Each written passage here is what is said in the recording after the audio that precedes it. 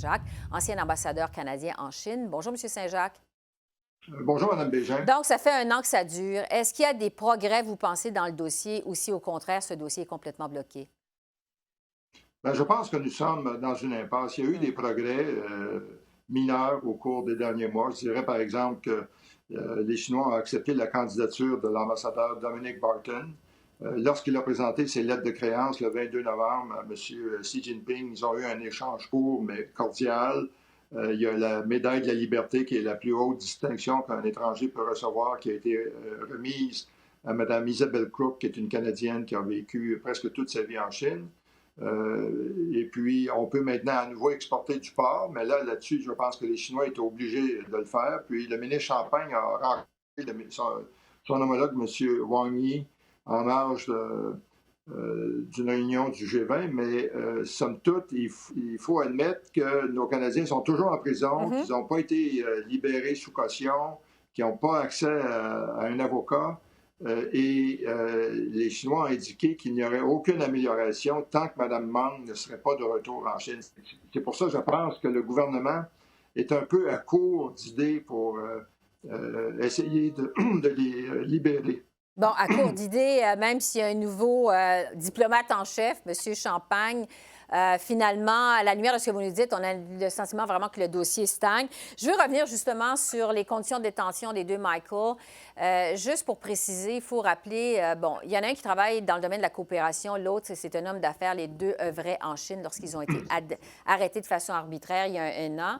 Ils sont donc détenus depuis 1 an, n'ont pas été accusés de rien, n'ont pas le droit à un avocat, sont privés de contact avec l'extérieur. L'un d'entre eux se serait fait enlever ses lunettes de lecture. C'est une information qu'on avait eue à un moment donné. Ils étaient en isolement. Ils sont maintenant détenus avec d'autres prisonniers. Qu'est-ce qu'on sait de leurs conditions de détention 1 an plus tard?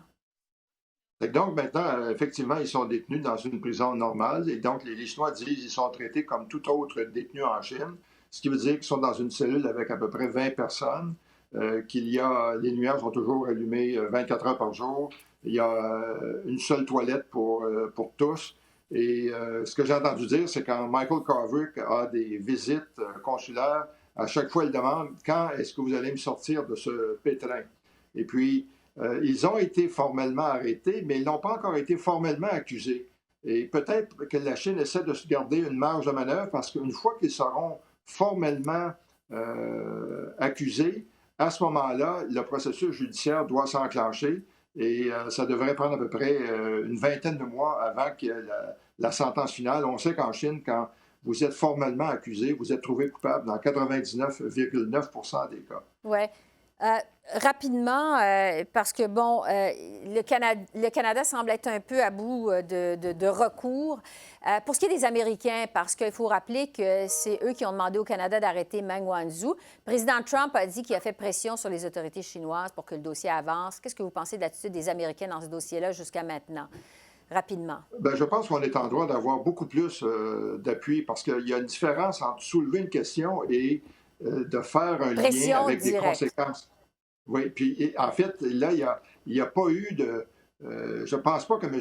Trump ait, si je peux dire, menacé ou dit à la Chine, si vous ne libérez pas les Canadiens, voici les conséquences concrètes. Il faudrait qu'il fasse ça parce que sinon, ça va aller nulle part. Et puis, en parallèle, je pense que le Canada doit poursuivre sa campagne pour aller chercher davantage d'alliés et pour faire un front commun pour essayer de renforcer le système multilatéral pour que les mêmes règles s'appliquent à tous et que faire cesser à la Chine ce comportement où on emprisonne des gens, où on les prend en otage.